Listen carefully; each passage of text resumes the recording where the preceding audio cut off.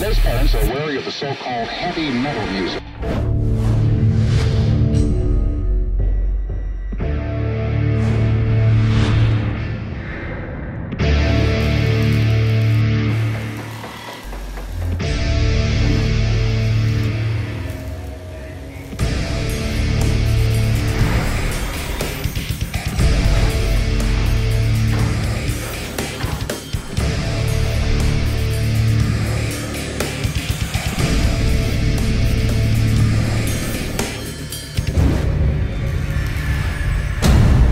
Salut à tous, METALXS, c'est l'essentiel de l'actualité métal et dérivé en quelques minutes, le tout en images, en musique et en interview. METALXS est une exclusivité Refix by Crédit Mutuel, la plateforme de toutes les musiques, tous les talents en partenariat avec Art Force. C'est parti!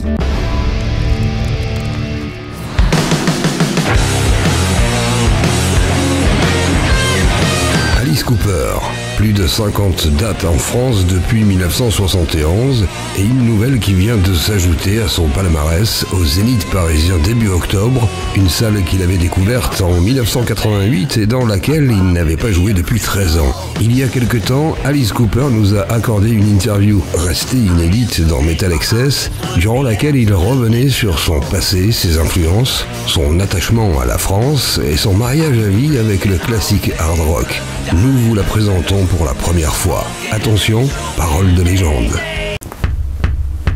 Enough of that trash. Now I'm going to tell you some real stories. You know, I just can't get away from the sort of the classic rock from the 70s only because it just still works. It's a sort of a classic configuration of music where we're all sort of based in early Beatles, Rolling Stones, Yardbirds, and then you take it off in your own direction. You know, almost every good hard rock band goes all the way back to Chuck Berry, because that was the basis of that 4/4 beat, you know, with the backbeat, and then you find your way to make it Alice Cooper, the way that Guns N' Roses found a way to make Guns N' Roses, and Aerosmith found a way to make it. It's all in how you perform it, and really your personality coming out in it. With Alice Cooper, it was. Somebody once said, talking about music is like dancing about architecture. It's almost impossible to talk about it. You have to hear it and then say either you like it or you don't like it, you know. But it's basic hard rock, and it's the one music that has gone for 50 years without losing its edge. Grunge, punk, hip hop, disco, they've all had their moments, but hard rock, it's been in the middle. It's always been there, and it always will be. Led Zeppelin will always be Led Zeppelin, and you play Led Zeppelin for a 16-year-old kid, and they go, oh yeah. You know, it's just, there's something about that kind of music that will not die. So let me introduce you to a friend of mine. I'm Alice. I'm the master. Il y a un homme dans l'ombre qui compte plus que quiconque dans la création du personnage Alice Cooper, le producteur Bob Ezrin, avec lequel il a renoué dans les années 2000, réalisé l'album Road en 2023, mais surtout les plus emblématiques disques des années 70, de Love It to Death, Killer et School's Out, A Billion Dollar Babies et Welcome to My Nightmare. Bob Ezrin was our George Martin. What George Martin did for the Beatles is what Bob Ezrin did for us. And he grew up just like we did, inventing Alice. In other words, we were inventing Alice as we went along. And we learned stuff about Alice. And we watched, you know, when I played Alice on stage, Bob would get an idea and say, oh, you know that thing you did last night? Yeah, we should write a song around that because that works, you know. The two people that know the character Alice Cooper better than anybody is Bob Ezrin and myself. When I write a song, I'm not writing this song for me. We're writing it for Alice. So I might write a lyric, and Bob would look at it and go, yeah, okay, wait a minute. Alice would never say that. You would say that, but Alice wouldn't say that. And I go, oh, you're right. And I'd rewrite it the way Alice would say it. So we write for the character. We don't write for me. And that's kind of fun to do that way. I could divorce myself from the way I feel about things and say, this is the way Alice feels about it, you know. And then when I play that character, everything he sings is something he would sing or he would say. So the only two people that know Alice is Bob Ezrin and myself.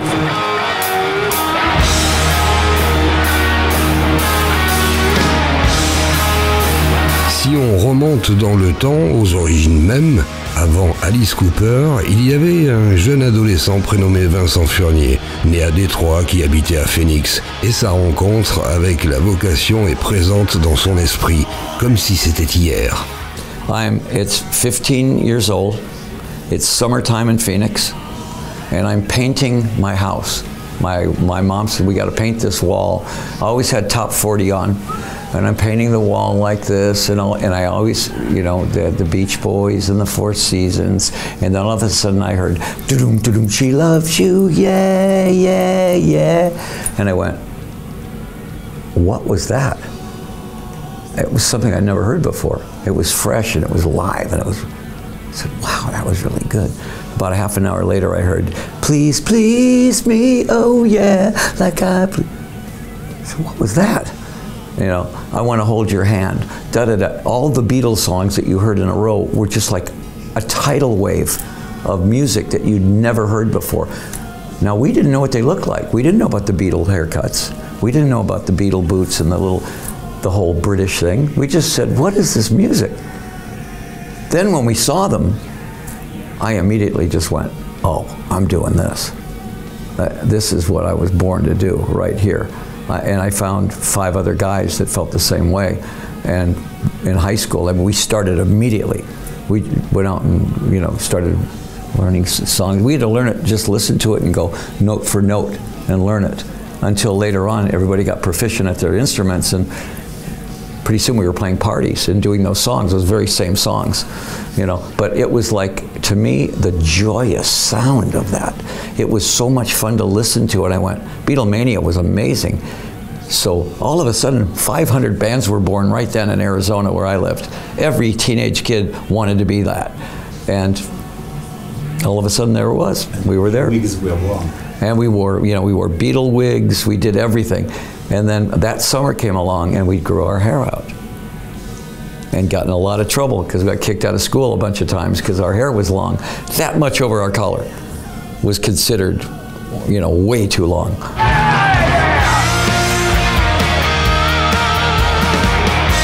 Alice Cooper a inspiré, mais Alice Cooper s'est aussi largement inspiré. Et il ne s'en cache pas, ça fait partie du jeu.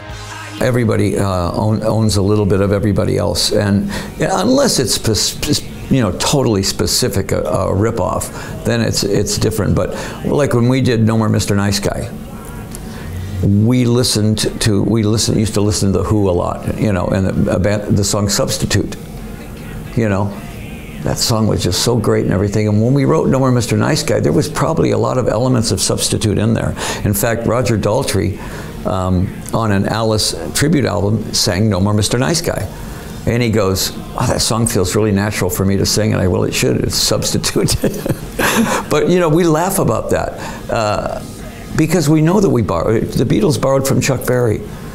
The Beach Boys borrowed from Chuck Berry. The Beatles and the Beach Boys borrowed from each other. We borrowed from The Who and the Yardbirds. The Yardbirds, the Pink Floyd used all the kids on the wall that we used on Schools Out. And we all just kind of look at that, and it's a compliment to me if somebody wants to use something of mine. And hopefully, when we tip our hat, you know, to somebody like Elected, the song Elected, was a tribute to Pete Townsend, you know, because I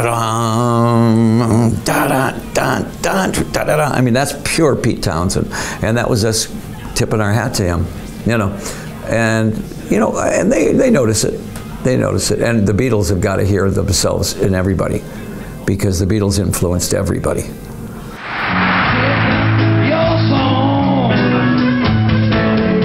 Même si Alice Cooper a joué dans des salles plus importantes ensuite, comme l'Olympia ou le Zénith, ou dans des festivals comme le Hellfest, son premier show en France, c'était à l'espace Pierre Cardin, ancien théâtre des Ambassadeurs, le 2 novembre 1971.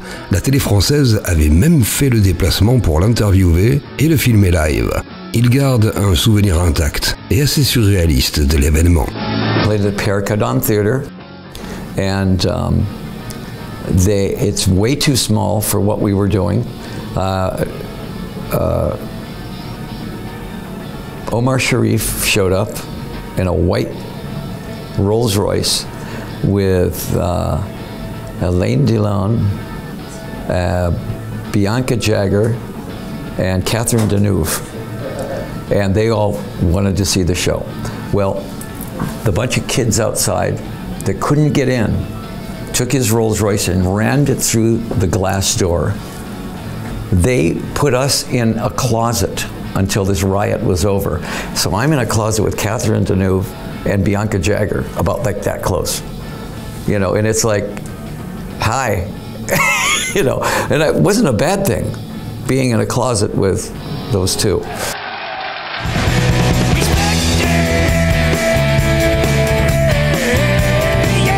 Être une rockstar aurait pu être son but ultime, mais comme la musique n'était qu'une facette de son personnage, Alice Cooper s'était fixé un objectif qu'il a pu atteindre grâce à sa notoriété. We were the thing. Everybody wanted to be seen with us because we were the notorious Alice Cooper band. And we were the hippest thing on the planet right then. So we were the Warhol thing. And we'd go to, you know, Studio 54 or something, and everybody wanted to be around Alice Cooper because we were dangerous, very dangerous. And so the Salvador Dalis and all the people that were there, even the politicians wanted to be kind of seen with Alice Cooper. And I personally, when I moved to Hollywood, I wanted to meet Fred Astaire.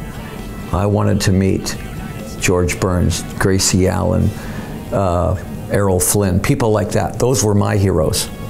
I knew I was going to meet the Beatles. I knew I was going to meet the Stones. That was going to be great, and that was going to be a wonderful time. But I wanted to meet Groucho Marx. I wanted to meet all the people that were my heroes, and I did. And I ended up they put me in the Friars Club, which is all comedians, but it's every comedian. And I was the only rock star in there. Still am. I think I'm the only friar that's a rock star. And so I got to sit there with Jack Benny and all these amazing comedians, and they looked at me as equals, which was really interesting. Frank Sinatra, Dean Martin, Jerry Lewis, all these people, like you could sit there. If you were a friar, you sat down right with them, and you were one of them. You know, so that was really a big deal to me. I liked meeting the movie stars. That was my deal. The rock stars were always going to be part of my world, but this was an opportunity to meet the people that really, to me, were the big deals, you know.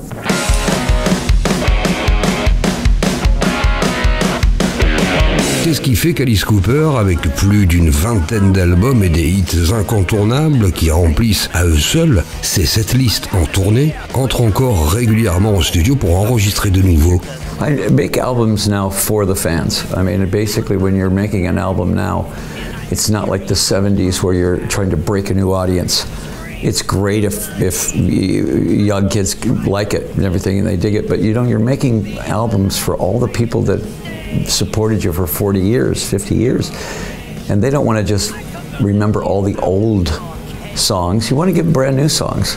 So, I mean, that's why basically I make the albums now. À 76 ans, Alice Cooper est toujours sur scène. Il a tourné tout l'été en Europe, aux États-Unis, et est revenu encore cet automne sur le continent pour 15 dates avec ce passage à Paris. La passion du spectacle y est pour beaucoup, mais la valeur de ceux qui l'entourent peut-être plus encore. This band that I have now, this touring band, is the tightest band I've ever had. They are tight. They don't make mistakes on stage, and it's great. You know, I mean, every night I go on stage, the one thing I know for sure is that the band is going to be 100%. That's great for me. When I'm touring with them, they are my family. They are, all you ever hear is laughing backstage. Not only are they that tight, but they're best friends. Everybody's best friends in this band. So nobody's yelling at anybody. I don't miss the conflict at all. The original band, there was conflict. There was people yelling at each other, and there was, you know, frustration, and there was, like any other, if you had 5 brothers together, that's what it would be. I don't miss that. I do like the fact that everybody are professionals, and every single night they nail it.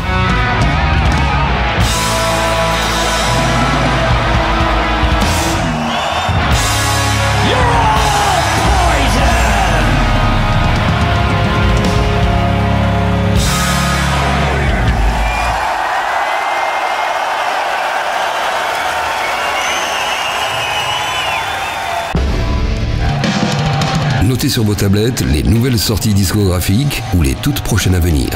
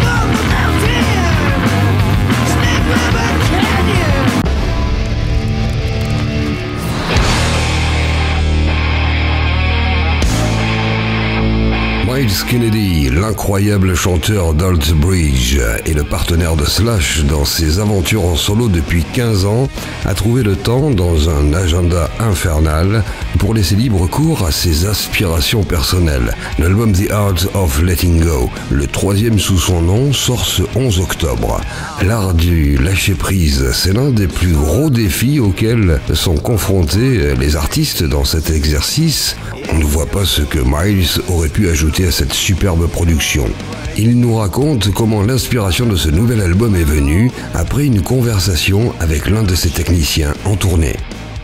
Because what we would do is with both Year of the Tiger and Ides of March, with the arrangements, because those arrangements were, you know, I use the studio as a tool, right? It's like, oh, I'm going to add these other instruments, and they kind of have this this arrangement, tell the story with multiple instruments, multiple textures. But he was like, you know, you guys change your arrangements because you're just a three-piece. And I like what you do with it because the songs rock a little harder. Have you thought about recording these songs this way? And I thought, well, it's a good idea. I mean, what if we just, what if I just write a batch of tunes that will be recorded the way they're going to be played? And so that ended up leading to like a little heavier record. Not in the metal sense, like super detuned heavy, but like more aggressive and definitely guitar dominant.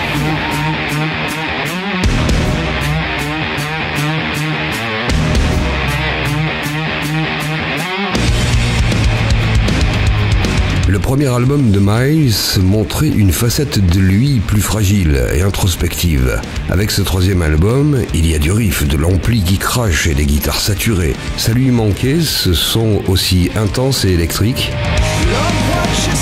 A little bit, yeah. I mean, there's something about when you're touching on a more introspective side and kind of a vulnerable side, and I like that because it can be therapeutic.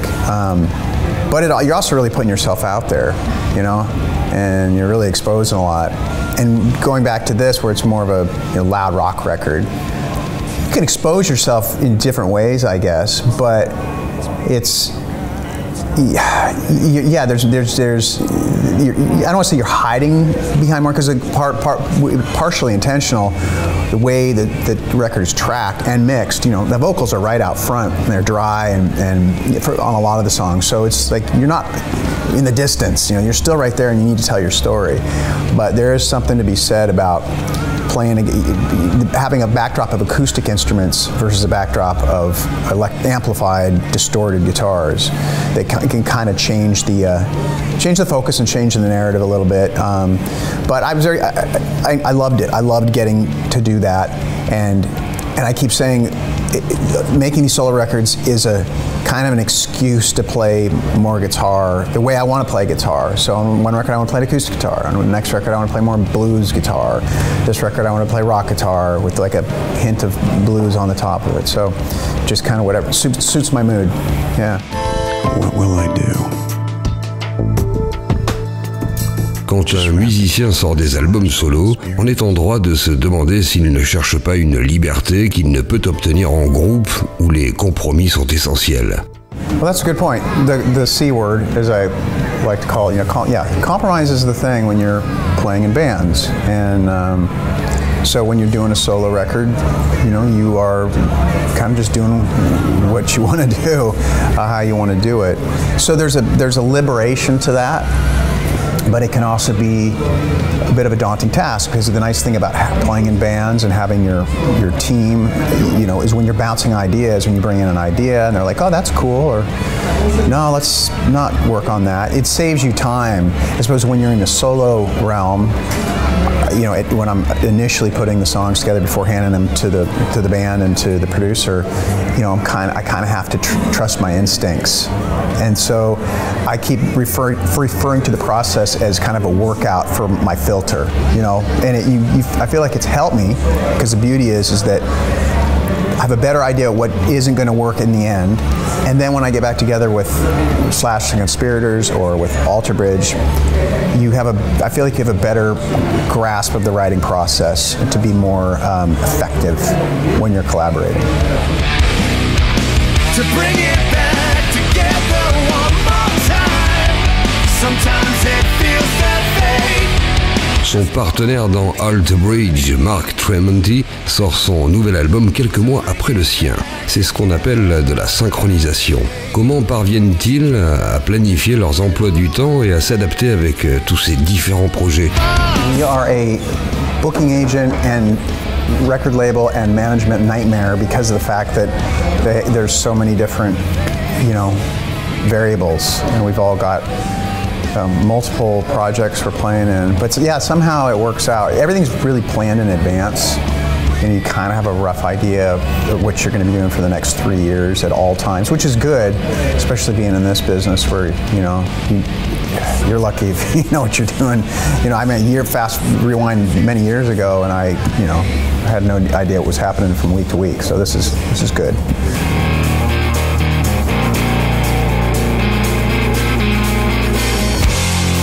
Lorsqu'il compose, comment sait-il au fond de lui ce qui convient à la musique de Slash, à celle d'Alter Bridge ou à sa carrière solo? It's tricky. It's trickier in this context because I'm using the same tools that we use in the other bands. So it's part of the same. What's the instrumentation? So you have to be cognizant, especially being the lead singer in both of those projects, right? So it's like if you're going to mix hard guitars with the voice, the lines are going to blur occasionally. And so for me, I think the trick was, to a point, accept that and be okay with that. Initially, I was like, no, you can't do that. I told myself, no, you can't, you know, if you're going to make solo records, it's got to be totally different. And then I started to realize, like, but this is what you do. You're a rock guy, and you love rock guitar, and you've got all these ideas and riffs and things you want to express that won't probably see the light. I'm not going to hand riffs over to Slash. I mean, he knows what he's doing. He's brilliant with the riffs, especially when it comes to like more like you said, kind of from the hip, sleazier rock and roll, however you want to articulate it. And with Alter Bridge, it's a little easier in that respect, because it's, especially with the newer stuff, because it's heavier. You know, it's a lot of really drop tunings and high gain and more of a metallic approach. So that's kind of helps define it. But I think that's part of how the title kind of ties in, the art of letting go. It's one of the many meanings it has to me, which is that let go of those parameters that you put up. You know, let's break those chains and just do what you want to do, and let the chips fall where they may.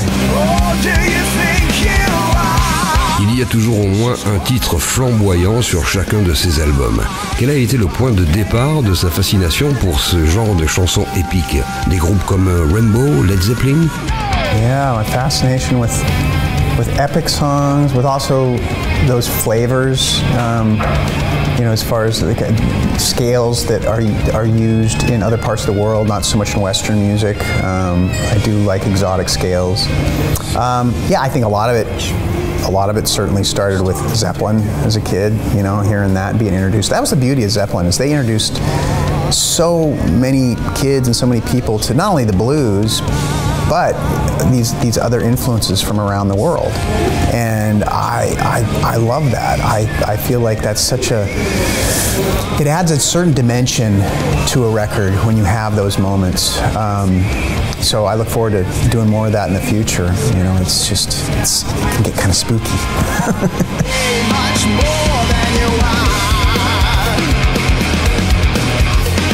Si Myles Kennedy est un immense chanteur, c'est aussi un guitariste soliste incroyable, et cet album permet de le démontrer à ceux qui l'auraient oublié. For me, the thing with guitar playing, though I like flurries of notes and technique as much as the next. I mean, look, Eddie Van Halen was one of the reasons I started playing. But one of the things about Eddie Van Halen that a lot of people think of, oh, the finger tapping and the technique, but he was also very soulful, and that was the thing, and there was that balance. And so I'm trying to balance those things in my own playing, where you're able to express yourself through the guitar, emotionally, soulfully, let it sing, let it soar, but also punctuate with flurries of notes and like a certain amount of technique, and so that's important. Qui sont les deux musiciens qui l'accompagnent dans cette aventure solo? First foremost, you know, they're dear friends, and that's what's most important. It's once again, one of the reasons you know, as I talked about earlier, it's just an excuse to play guitar, to make these solo records, but also to hang out with my friends.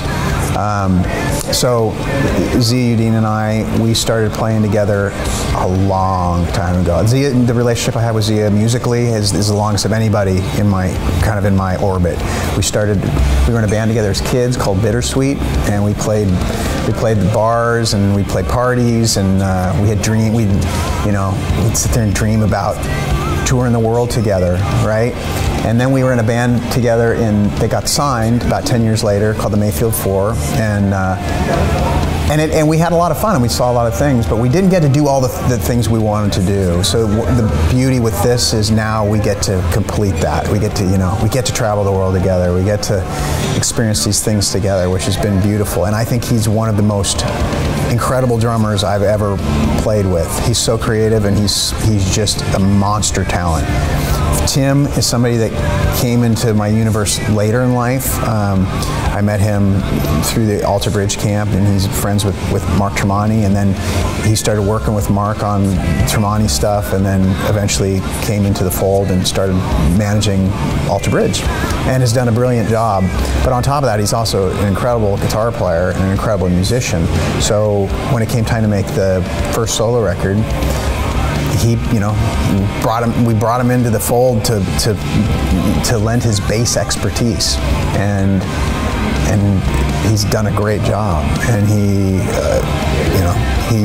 I don't know how he does it. He's a badass musician, but he also manages to keep all the business stuff, in check. He truly is a Renaissance man, like I've never seen before. So yeah, he's pretty special. C'est donc une histoire d'amitié. When you're on the road, it's like your family, right? And you want, at the end of the day, it's about the hang. The musicianship is super important, but it's about the hang. It's about knowing you're going to be with people 24/7 that you get along with, that you love, and that's the thing, is somehow between Alter Bridge and now this, and with Slash the Conspirators, the entire, everybody kind of in the orbit of my, you know, in my world, they're beautiful. They're all amazing, beautiful people. And I know that sounds kind of like, oh, come on, you know, really, but I mean that sincerely. Like if you got to be like a fly on the wall and hang with these people and see who they are and the depth of these people and how good their hearts are. So why would I screw any of that up and want to bring somebody else into the fold that could jeopardize that beauty, right? Miles a chanté que tout le monde avait un don et devait trouver un moyen de l'utiliser. Un manque de confiance en soi, une mauvaise éducation ou une pression de la société empêchent souvent les gens de trouver et d'atteindre ce don. There's a lot of negative mojo out there that can, you know, that's part of the kind of the narrative of say what you will. You know, if you have those voices. They can be in your head or they can be, you know, external, that can try and talk you down and put you down and say, you know, say you're not going to amount to anything. But I really do believe that, you know, part of the trick is learning to believe in yourself and learning to, you know, shut that dialogue off. And that's something that I still have to work on. You know, that's part of the art of letting go, is letting go of those voices. That could be depression, anxiety, whatever that is. There's this freedom that's there. It's just a matter of turning all of that down and not latching onto it, you know. So if someone says something bad about you, or you're driving and they flip you off, or whatever it is, you can continue to hold on to that and let that negativity ruin your day, you know, and feel the gravity of that, or you can learn to just roll with the punches and let it go. It's like I look at it like it's a cloud. The cloud isn't going to stay in the sky and be there all day long. It's eventually just going to go away, and the blue sky is going to come back. So I prefer to reside in the blue sky. Let the silence be your guide, it's not too late. On le sent en lisant ses paroles ou simplement en ressentant les vibrations qui se dégagent de ses chansons. Sa musique sonne très optimiste dans un environnement métal souvent très sombre. I'm trying, and I appreciate hearing that I fooled you into thinking I'm optimistic, but I feel like I'm much better. I used to be, like when I was younger, you know, before my journey took certain twists and turns, and I learned to kind of evolve. Yeah, I was the Prince of Darkness. It was like people, you know, I was always seeing the glass as being half empty as opposed to half full. But I think with age and with more time I spent on the planet, I really do realize there is a lot of just negativity, and it's better to live optimistically and see the glass half full as opposed to half empty. It's interesting because what I find when you do that, you live in that headspace, then it can affect other people around you, and then they can take that, and then it affects, it's like it's chain reaction. You know, as opposed to everybody being all down, oh, life is horrible, and oh, it's like, that doesn't do any good. It just doesn't do any good.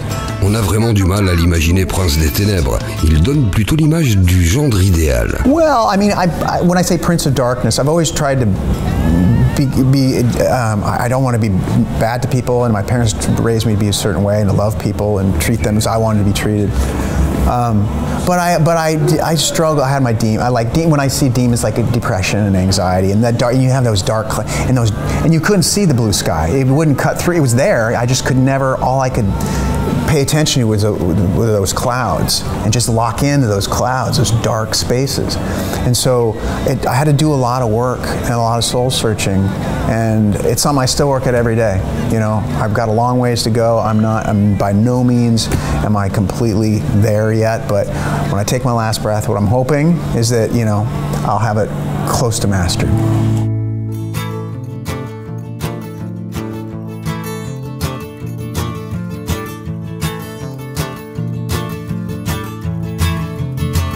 In the year of the tiger, I won't weep and moan. Got no time for cooling heels, I got to roam. In the year of the tiger, I'm gonna roll these bones. Gonna leave behind the heartache that I've known.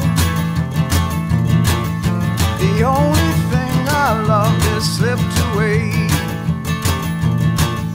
The only thing I know is gone. tiger, I'm gonna stake my claim, run 1,000 miles beyond this house of pain.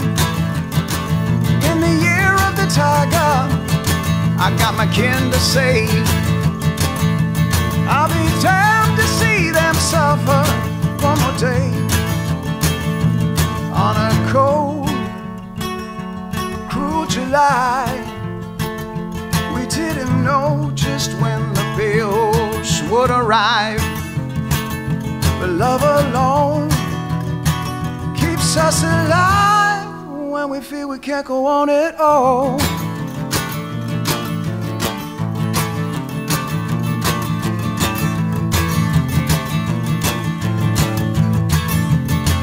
In the year of the tiger, I heard a nightmare screamer, caught above the din of every future dream.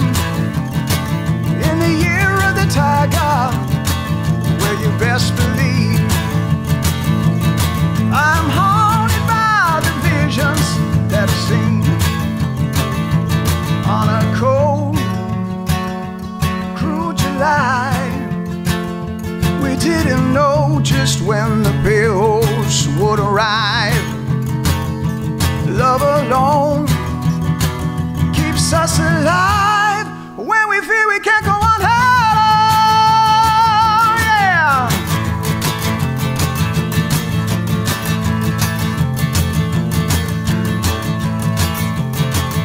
In the year of the tiger, into an ocean grave, threw his ashes to the wind and I walked away. In the year of the tiger, I got no time to waste.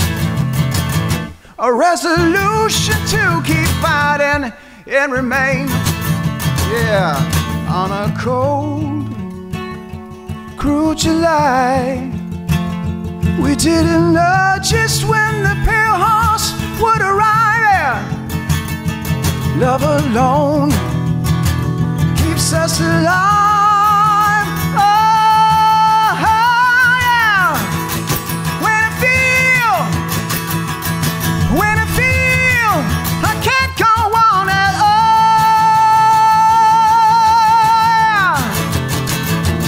Oh, oh, oh, oh.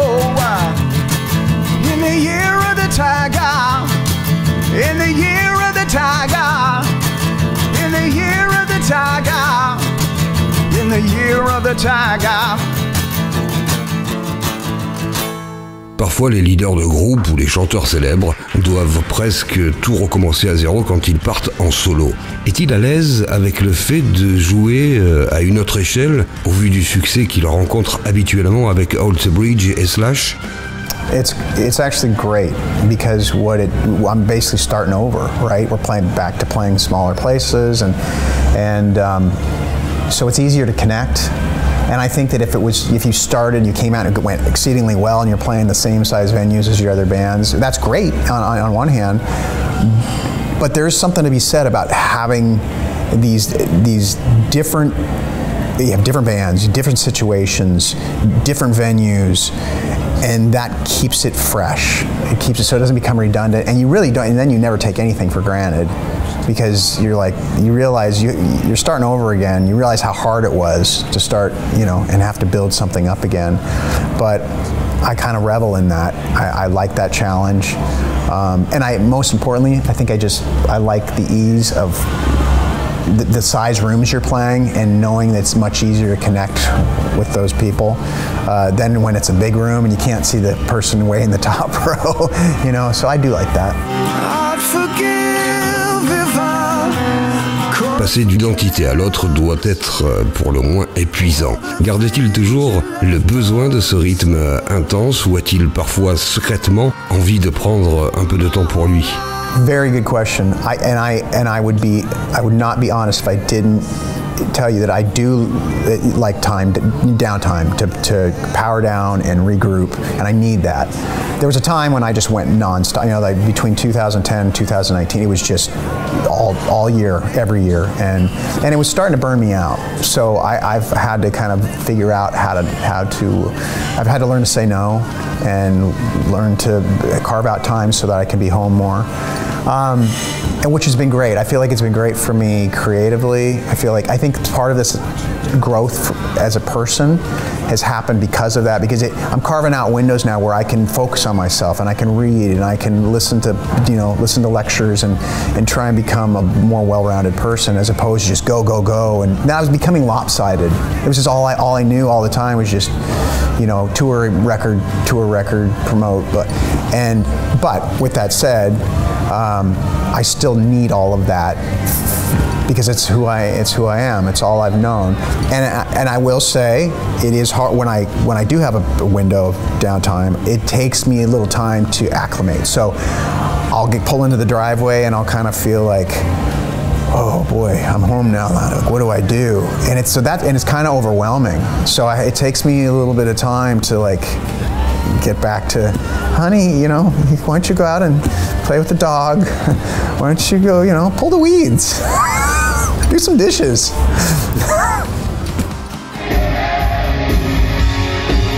Outerbridge a invité Mammoth WVH en tournée lors de sa dernière étape européenne et nous avons assisté à deux jams lors du dernier concert de Slash au Zénith fin avril à Paris, où Wolfgang a invité Miles pour la première fois à chanter avec lui sur Take a Bow. On peut parler d'amitié entre eux. He is. You know, Wolfgang, it's funny because I met Wolfgang, I think 2007 or 2008. So he was a very young person, you know, and just seeing how he's grown and who he's grown into and his level of talent is inspiring. But I think more than anything, just how he's had the ability, you know, he's had this. He was put in an incredible situation with a lot of scrutiny in the way he's handled himself, and he's come out of all of that, and it is inspiring. You know, the kid's, he's something else, and he's a good human being. It's like what I was talking about earlier. He's one of those people in the orbit where I'm like, I want to be around that person more because I know that is a genuinely good person, obviously talented, but just a good guy with a big heart, and I like that.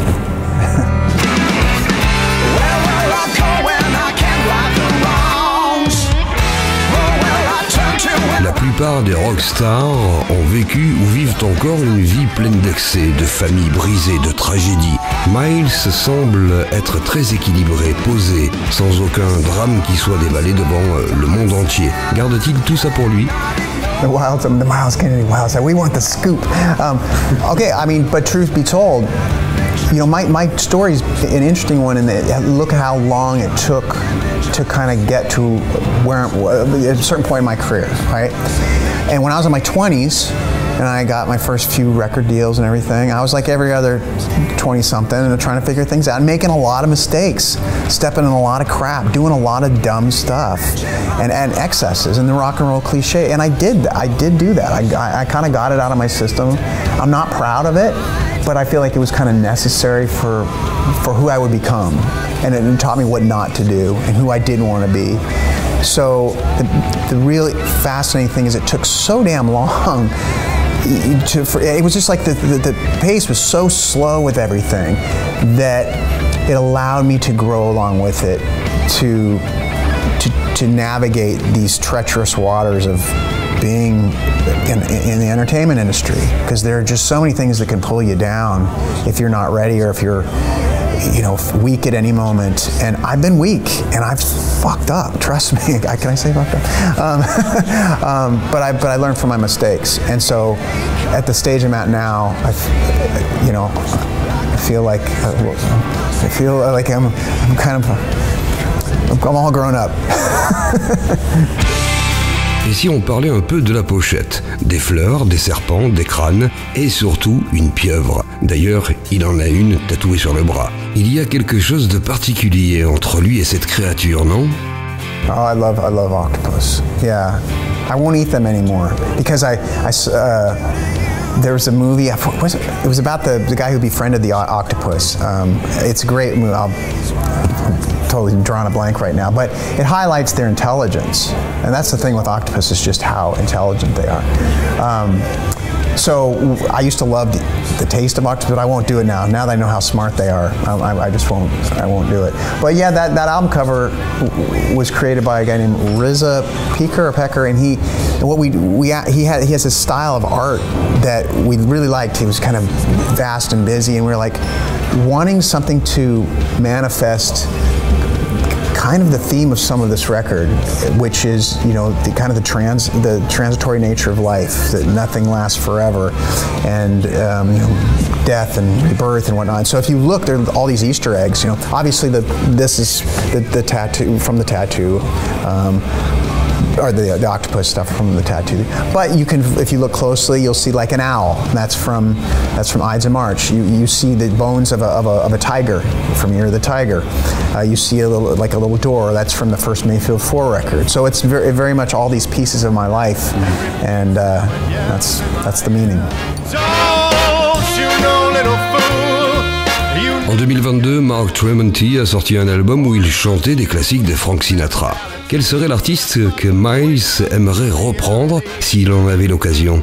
Well, first of all, I'm super proud of him. Not just because he's doing the singing thing and doing it in a different genre, but just because he's raising a lot of money for a charity he cares about. So I applaud that. I think it's beautiful. To be honest with you, about 10 years ago, I was on setting it up in my head and trying to figure out how to make it happen. I'm a massive Ella Fitzgerald fan. Like, Ella Fitzgerald's probably my favorite singer of all time. And so when Ella does like the Gershwin songbook, like, it just makes the hairs on my arms stand up. I would love one day to maybe try and go down that road. But here's the thing. Ella's, she was so good. I feel like that's almost hallowed ground. So I can fantasize about that. I just don't know if I'll have that courage to step out on that limb, because Ella was something special. Miles trouvera-t-il le temps que ce projet aboutisse? L'avenir nous le dira. Mais chaque chose en son temps, il a d'abord l'excellent album The Art of Letting Go à défendre sur scène, ce qu'il fera en France au Cabaret Sauvage le 23 novembre prochain.